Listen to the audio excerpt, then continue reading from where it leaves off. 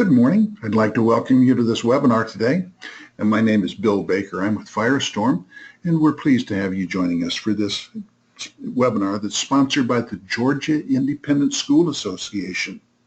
This is part of the Crisis Coach webinar series.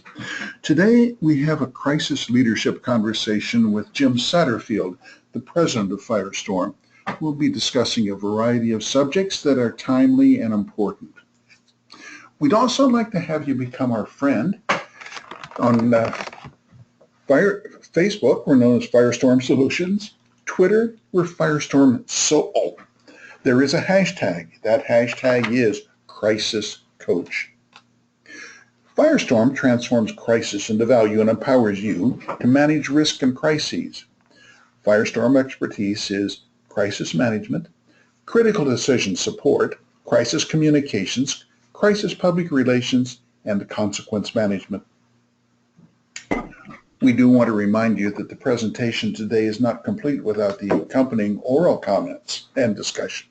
The work product should also be considered in conjunction with advice from your organization's personal counsel.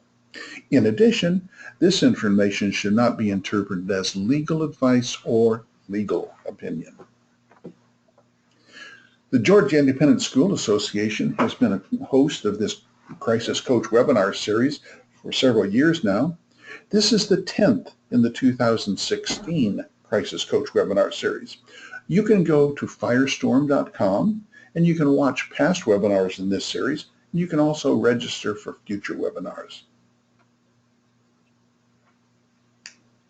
And Bill, I'll jump in. Okay. Jeff couldn't be with us today, and we'd like to thank the Georgia Independent School Association for underwriting this webinar series and the workshops and meetings that we've held during the year.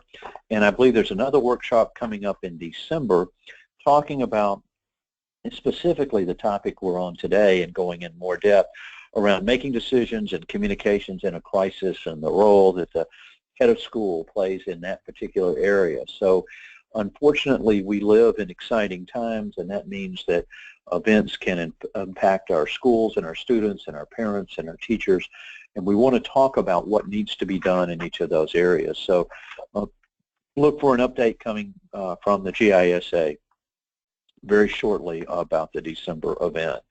My name's Jim Satterfield. I'm the president of Firestorm, and glad to be with you again this month talking about this particular subject. What we're going to do is to focus in particular to what's been occurring around the country over the last 3 or 4 months. As we've seen the summer evolve and the areas that are starting to play, we wanted to focus on what those events are, what do they mean to us, what is it that we can do immediately in a crisis, and what are the do's and don'ts? What is it that we absolutely must do every time, and what is it that we must avoid doing in each occasion? So if we mention the word crisis, I would ask you to stop for a minute and think about what comes to your mind. When the term crisis comes up, what does it mean to you, your school, your students? Obviously, a crisis is a turning point. We see that all future events will depend upon what you do in this particular one. And the scenes across that slide in front of you show some things that could easily be interpreted as a potential for a significant crisis within an organization or a school. But I'd like you to slow down for a moment and think about what's the worst disaster that could strike your school, your students. Now, if you think about all the schools shown on the screen, some of those have white dots and some gray, and they're scattered around. Take a moment and, if you would, just point out for me the school that is at risk in a crisis. Well, we can't right now. They all look kind of similar or the same. But suddenly when that crisis hits, one starts to stand out. It can be picked out a lot easier, and that's the red dot that's emerging there on your screen. If that's your school, now everybody can see it. Everybody can pick it out. And so the worst disaster you'll ever see is one that comes and strikes you and your school. But until that happens, you're sort of in the background. You're blending in. You're not standing out. This is the time that we can put our plans in place and train and test, because when the crisis comes and that red dot occurs and that element happens, that crisis is going to grow and spread and dominate everything in your school community. That's the point at which we need to take control and recognize that we need to have a plan to deal with this disaster, this crisis that's occurring. So what are some of the things that we've seen that have happened so far this year that we should be concerned about that could have a potential impact on us? And so I've put them into a couple of big buckets for us to think about today in our conversation. The first one that comes up is violence. And when we talk about workplace violence or violence in schools, that seems to be a prevalent thought that we all have. And immediately following that is the active shooter term that's been developed and the focus around what your plans are around it. Unfortunately, over the last 3 to 4 months, we've seen more shootings occurring around the country. Now, those could have been the shootings in the nightclub in Orlando. By the way, that's now the largest death total in a workplace violence incident in the United States history. When you think about that element and what it means and what the barriers continue to be broken and new elements are coming in. We've also seen shootings in shopping malls. We had the shooting that occurred in Washington in the Macy's department store in the cosmetics counter. I mean, how much safer could it be than going to Macy's and looking at cosmetics to see what's going on? In Minneapolis, it wasn't even a gun. It was stabbings that occurred, and an individual was attacking people, again, in a mall environment. Malls have become centers in our communities, and yet it's an area where I don't know that you can always feel 100% safe. We've seen terrorism continue to range from a lone wolf environment to more organized events to the bombings that occurred in New York and in New Jersey. Terrorism is just always there, just out of reach, just right around us, and we see those elements. We've had the shootings that have occurred with police, and where the police both were attacked as the victims or debated of should they have made the shot, should they have taken that particular person out. And some of those decisions have led to civil unrest, which certainly brings violence directly back into our community. Our schools remain a target, and some of these events that have happened are significantly more disturbing. Just up from us here in Georgia, we had the shootings that occurred last month at the school in South Carolina, just outside the Greenville area. In that, a young man, 14 years old, killed his father, took the family car, drove to the school, got out, and as he arrived at the school, there was a 4th grade class heading out for recess. He took that opportunity to take his weapon and shoot 2 children and a teacher. The teacher, who, although wounded, was able to escort her kids back into the building and activate the lockdown procedures and lockout procedures associated with it.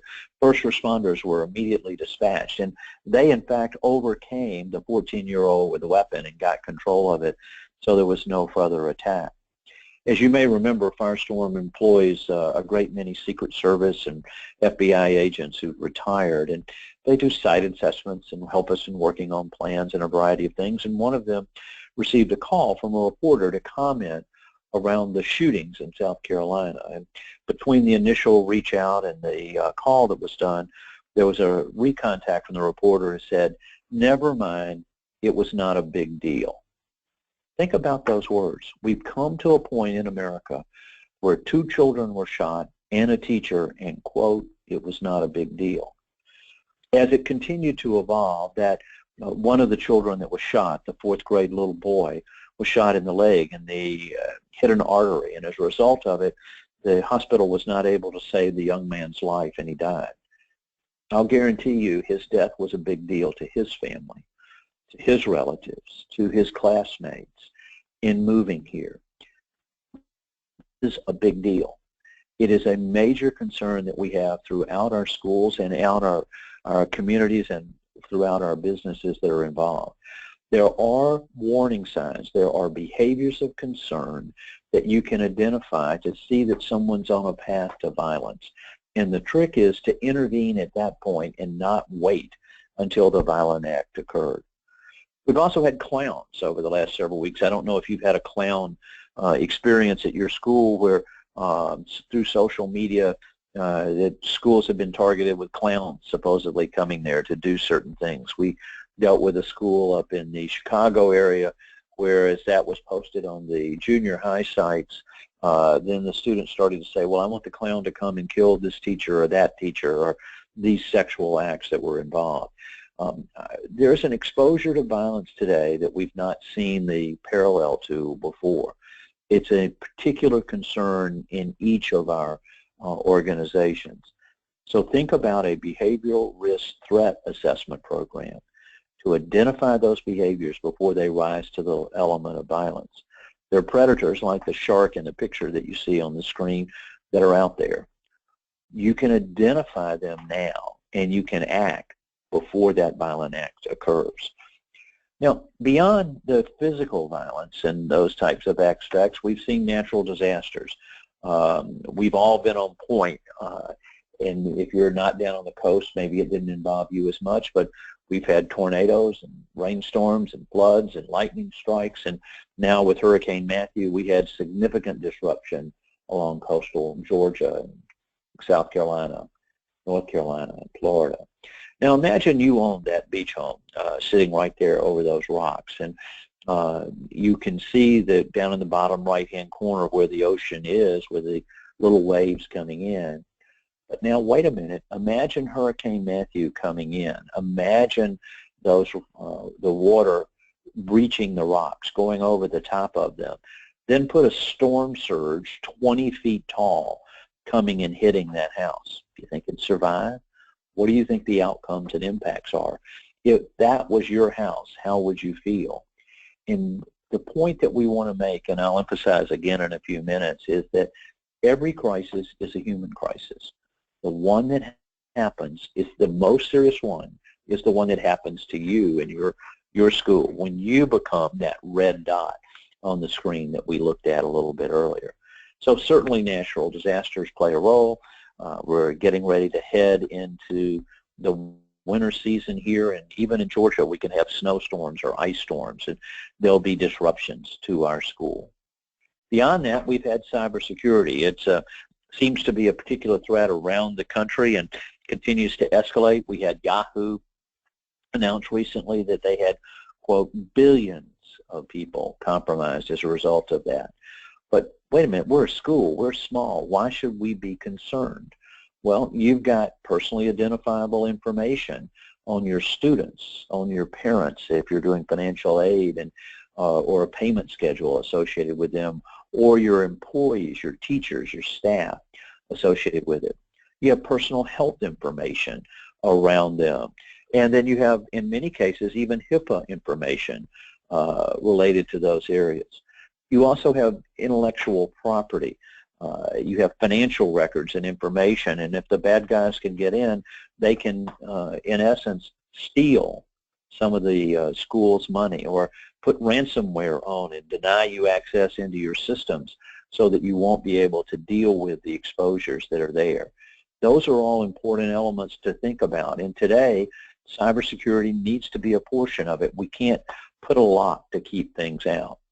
I'll also want to point out to you that a cyber breach isn't just an IT problem, it's a business problem, it's a brand problem, it's a reputation problem, and it's going to be one that's not going to go away for our schools in tying it together. But I mentioned brand. What about brand impact and the tangles that start to come from it?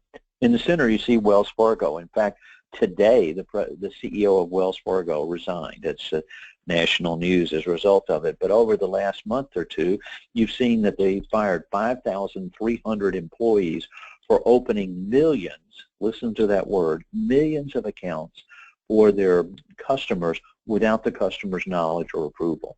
Those individuals got bonuses, they got raises, they got promotions associated with it. And it was in an effort to meet artificial deadlines. And the CEO has said, well, it's not a part of our culture. If 5,300 people do something in your organization, it is your culture. And now Wells Fargo will be known and remembered for those particular acts. Samsung is another large company, and they've had a series of problems. Think about recently those Galaxy 7 phones. bursting into flames. Just last week there was a plane in South Carolina that was at the gate boarding, and the person had put their phone down. It burst into flames and was at such intensity that it burned a hole through the floor of the plane.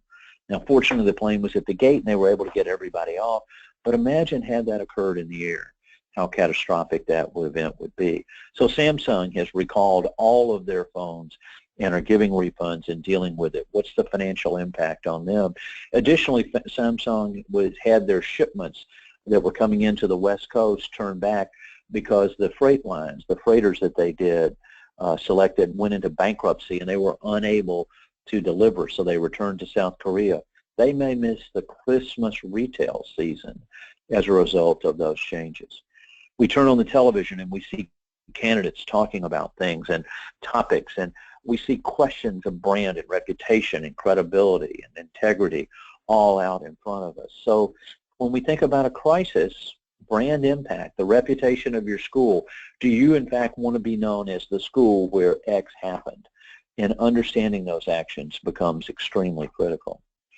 Beyond that, over the summer we had communicable illness. We had Zika emerging here in the U.S. It was a bigger deal in Florida, and particularly around the Miami area, although we had it here in Georgia and the Carolinas. It didn't seem to get beyond that point this year, but look for it to be back next year. And if it's not Zika, it'll be something else. It'll be the seasonal flu that's coming in. We've had epidemics in previous years with chicken pox and whooping cough and other childhood diseases that can make a school be forced to close for a period of time. But communicable illness is another one of the elements that we saw over the summer and emerging. So if we think about those, what are the lessons that we learned here? What are the lessons for us? We're educators. We're trying to handle what's going on. So the first one is that a crisis isn't business as usual. It's a business as unusual. So it's not day-to-day. It's not a normal school day for you. It's going to be something completely different. And you need to recognize that, because almost everything you learn initially in this crisis is wrong. And you're going to be forced to make decisions between here's a bad choice and there's a bad choice. Which one do you want to do? So it's not a normal school day. You don't handle it as you would traditionally in any other way. It's a chance to sit down and let's make an informed decision. I'll give you some do's and don'ts as we continue our discussion today in this area, and a tool to use to help to maybe guide you through making those critical decisions. The second thing I want you to remember about the lessons is that every crisis is a human crisis. That's someone's son, someone's daughter, someone's mother, someone's father, someone's brother, someone's sister. And so whatever's occurring that's causing this crisis, it's going to have an impact. And if we ever lose sight of that, we're losing sight of who we are as an organization. So it becomes extremely critical for us to focus on each of those elements. So what's the point? What's our perspective? You see two different groupings of colored pencils here, one in a jar and the other kind of on a counter. If you only looked at one pencil, you'd only see one color. But you've got to look at them all together. You've got to have that perspective. How is it going to impact us? What do we need to do? And remember, every crisis is a human crisis. If we lose sight of that perspective, we are not going to be able to help our school and our students and our teachers achieve and live through whatever events occurred. Because in a crisis, it's going to be high visibility. You're going to be under a microscope like the one you see on the screen. People are going to be looking at everything you do. And there's a tool here called Crisis Stop, S-T-O-P. The acronym then stands for very specific actions that I want you to think about and do. The first S really could be the word stop again, but we've chosen stabilize. Slow everything down. There doesn't need to be a rush to a statement out to everyone, because remember, all the facts, all the metrics, all the information that you generally receive initially in a crisis is wrong. And so from that standpoint, you want to slow everybody down, have them take a deep breath, and then let's focus on what we know, not what we think, before we take an action and communicate. And we'll give you some specific advice in that direction in just a couple of minutes. But slow it down first, stabilize it. The T stands for triggering the appropriate resources. Do we need counselors? If we've had a traumatic event, how have we identified a resource to be able to be available? Do we have we notified the general counsel for the school? They could certainly talk to us about legal aspects and things that we need to be concerned about. The insurance agent of what about our insurance coverages? Or having a crisis manager involved. And here's a hint, if you're using a crisis manager, ask them what crises that they have managed in the past. That will be a good indicator. You don't want this to be the first experience that they've dealt with. Third, opine on the exposures. What are the consequences? What's going to happen next? Stop and predict. With as a result of this other item will happen. It's certainly going to be important for you to provide that insight in your role in your school to help predict what are going to be the results of those areas. And last, you want to then prevent common mistakes. We see the same mistakes repeated over and over. In just a few minutes, I'm going to give you a list of a dozen do's and a dozen don'ts, and that will help to frame, I believe, your decision process to guide those elements associated with it.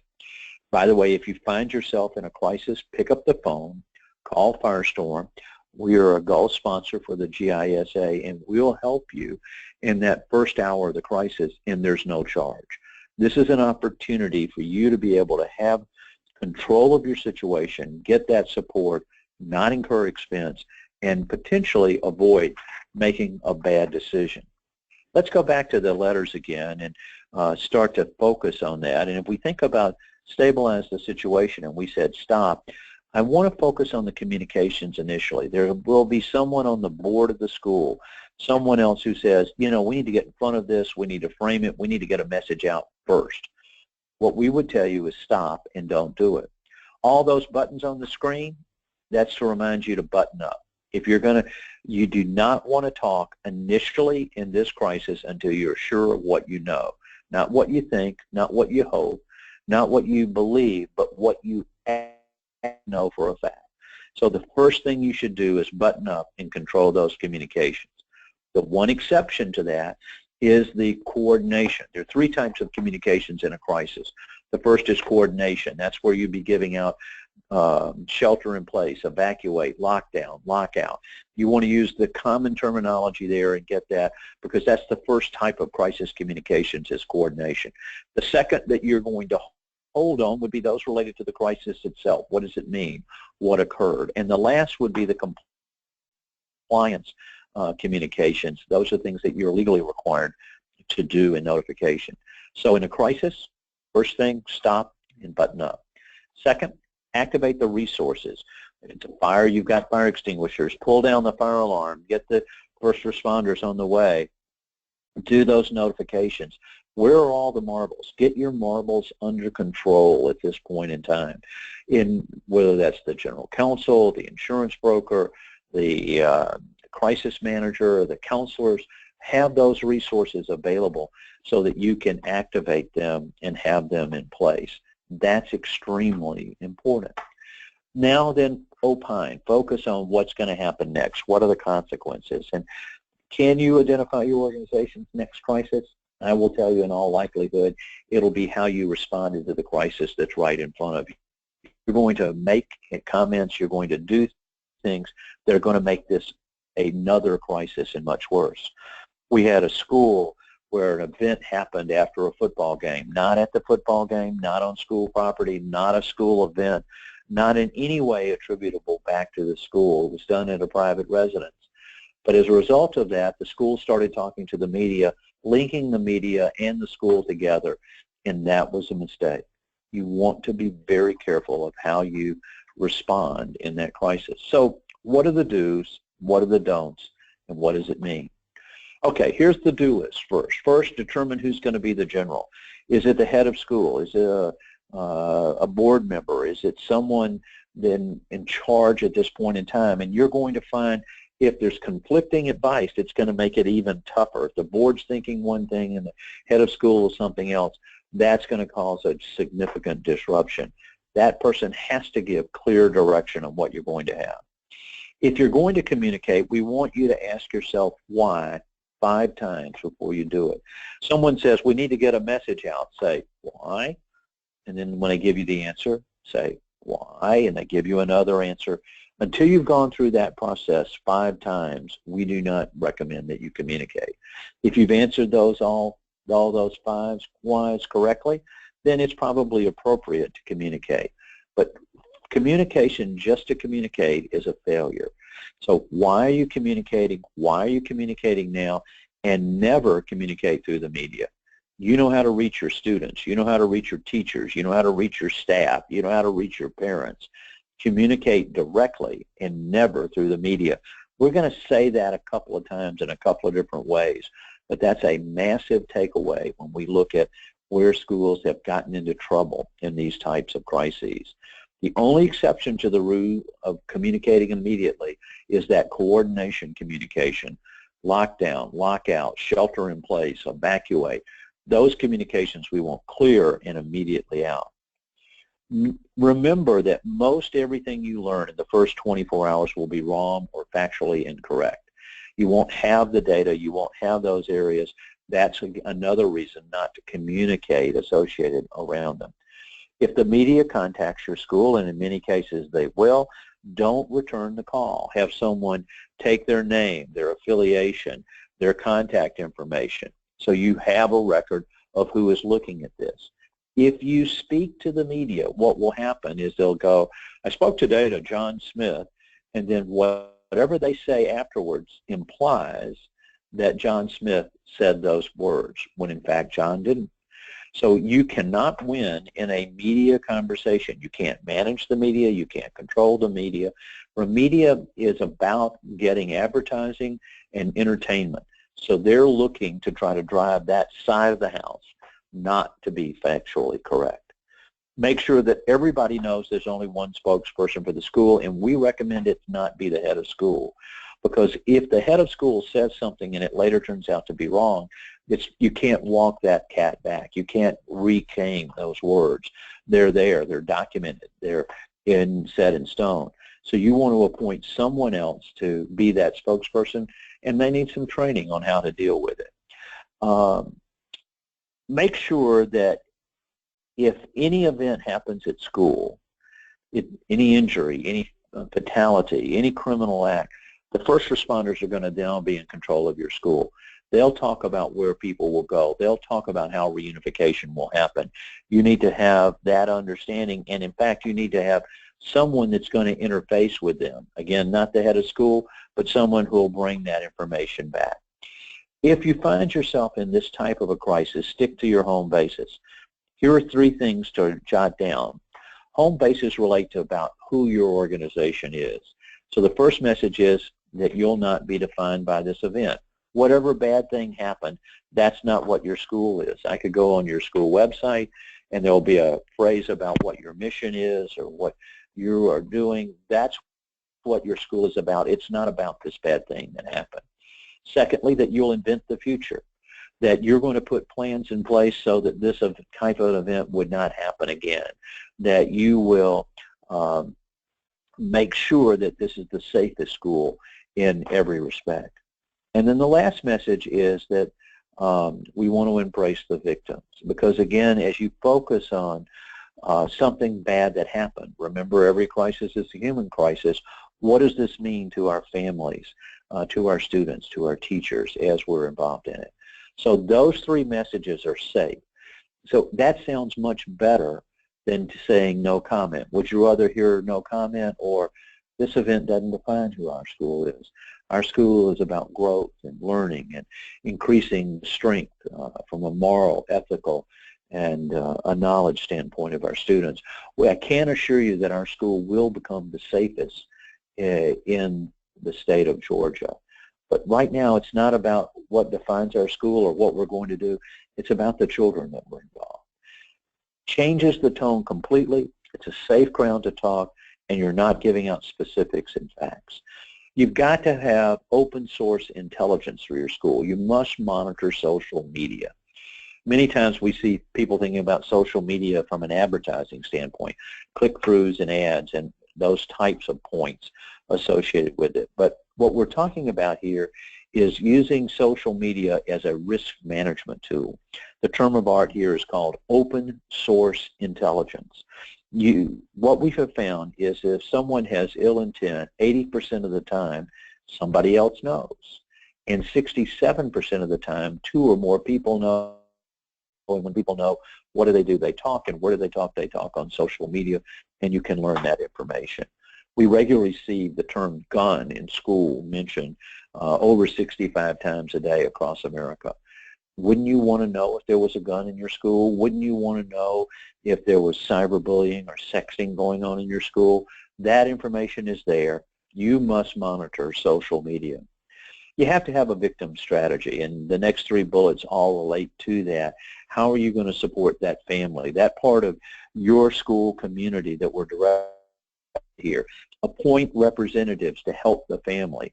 I recommend a man and a woman, and create 3 two-person teams so they're available over a 24-hour period that you're able to cover that. What does the family need? What can we do? How do we help them? Where we see that happening, you're bringing everyone together because that's who your school is and what you do. If you don't, then you're not there for the family when they critically need you. You want to clear all communications with them. You don't want to say anything about their child or about the event that they don't approve of. It also gives you a chance to have a little bit of time between your communications and the event occurring. Communicating too early and communicating about the wrong things creates a significant problem.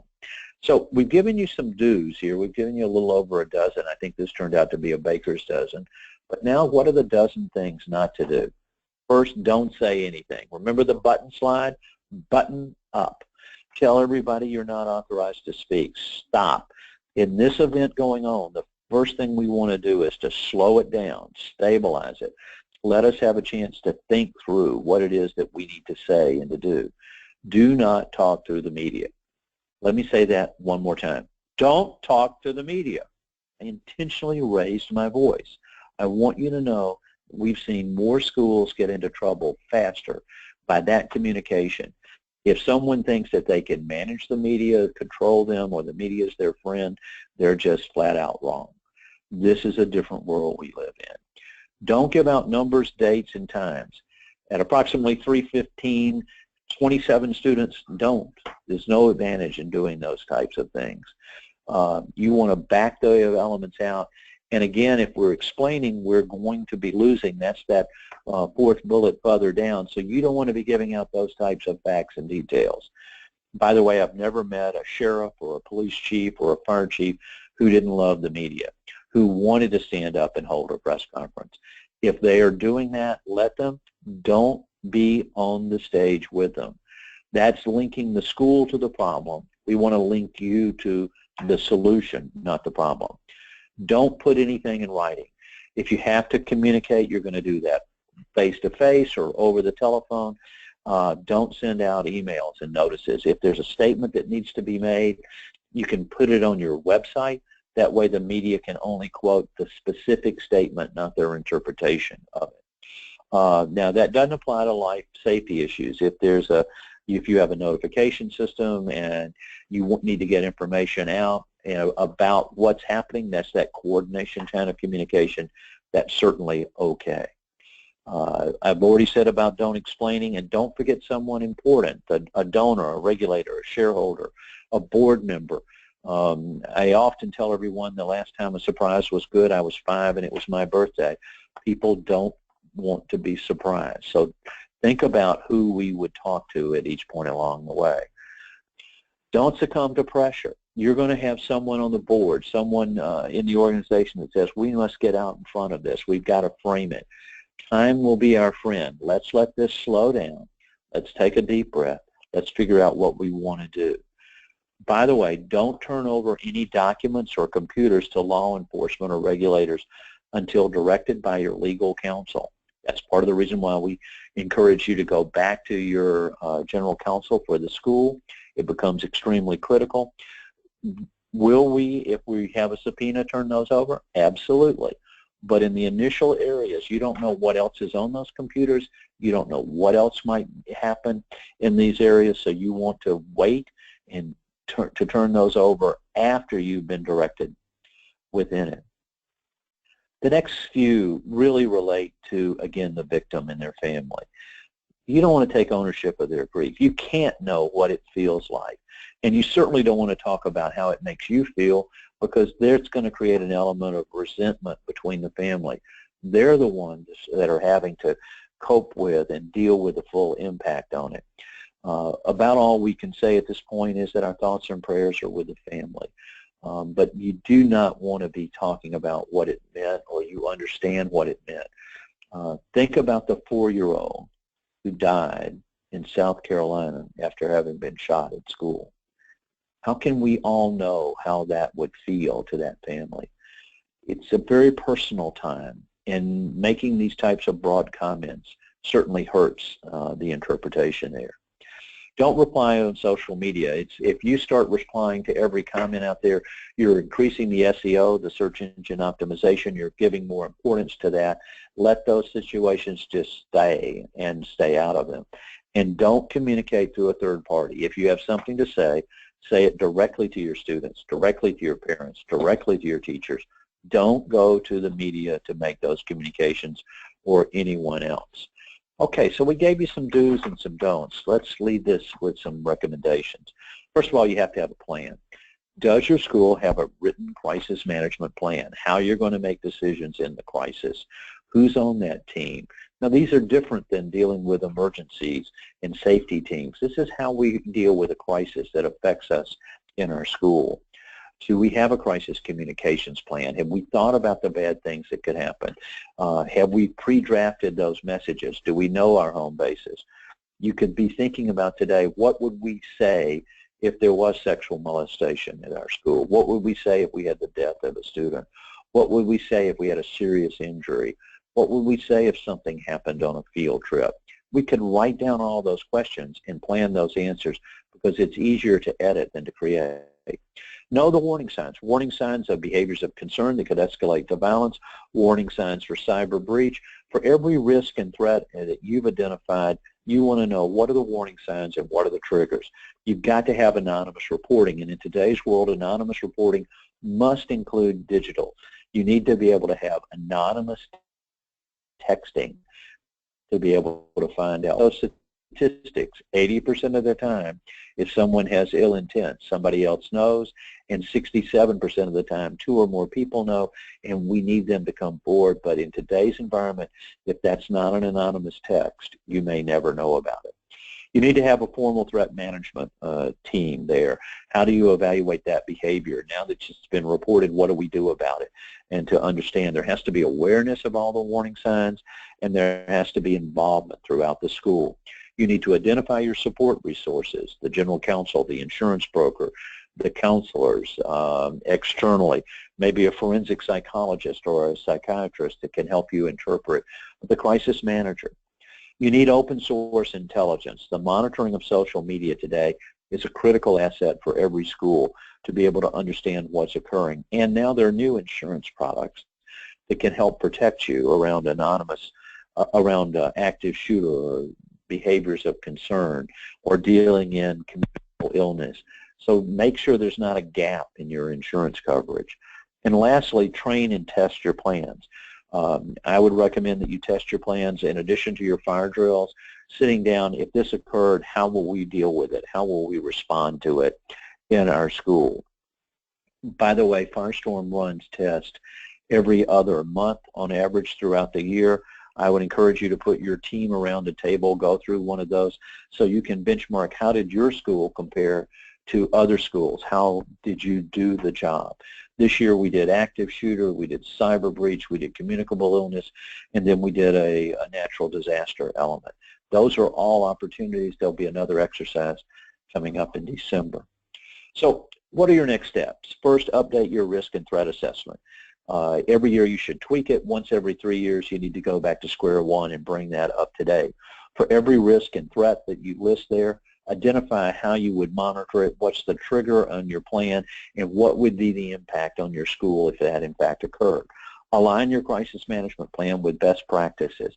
Make sure that it's not a what to do, but a how to do it with that level of detail and clear authority of who is in charge. Develop a crisis communications plan with message maps. It's easier to edit than it is to create. Lay out your plans, have them ready, be ready to respond. And then perform. Contact us. We're a gold sponsor of the GISA. We're ready to help you in any way if you find yourself in a crisis. That call is at no cost to you. It's a 1-hour consultation to help you understand what's going to happen next, what you need to do. We can help you with messaging. We can help you with strategic decisions and open up the door to other assets if you need them. Do an analysis of your insurance and your current response plans. Are there any gaps? We recently looked at an organization and did an exercise, and of the 8 things that happened, 6 of them weren't covered by their insurance. Much rather know that early than to wait to the crisis. And then stress test your plan, whether it's one of our open virtual crisis management exercises or whether it's a custom one within your school. You want to follow a predict, plan, perform process, and that will be a key element for each of you. There is a brief from today's call. It'll be available on the Firestorm website. You can go to the resources area, click there, and download it. By the way, all the webinars are recorded, so you can go back if you missed any or others that you want to share within your school so that they can look at them and see what needs to be done. I would like to stop and thank Jeff Jackson and the Georgia Independent School Association. We've had a relationship now for probably 4 to 5 years. As we've looked at these, we respond every year to multiple situations that are occurring within schools and here in the state of Georgia. We'd like to not hear from you in that crisis, but we're open and we'll be glad to be there. We'd like to see you make sure that your plans are in place in advance and are ready for each of those things. If you've got questions about today, you can contact us at firestorm.com or listen to this presentation again or get the brief associated with it. If you've got a question immediately, you can go to webinars@firestorm.com and we'll respond directly back to you, or you can call us at 800-321-2219. I'm going to ask Chad White and Hutch Hodson to try to reach out to everyone on the call today to answer questions that, quite frankly, this format doesn't give us a chance to address. But if you've got a question in your school, we want you to have an answer and to know about it before a crisis comes to school. We hope that you don't experience that type of an event, but unfortunately, every day there's a school in crisis. It could be a brand or reputation crisis. It could be a violence crisis. It could be cyber. It could be a natural disaster. It could even be communicable illness, as we talked about earlier today. But as we think about those things, I don't want you to lose sight of 2 important elements. First, that every crisis is a human crisis. That's just someone's son, daughter, brother, sister, mother, father. That's a personal level. The human element here is what your school is about, and you have an obligation there. The second is that it's not business as usual. It's not a normal day. It's business as unusual. You need a structure. You need a plan. You need resources. You need your messages thought out in advance. Those are the types of things that will make a difference in your school and the outcomes that come. Well, thank you for your time today. I hope you have a great fall, and as we move into the holiday season, and then next month we'll have another webinar in the series. Thank you again for all your time, and thank you for everything you're doing in your school each and every day. Have a great day, everyone. Goodbye.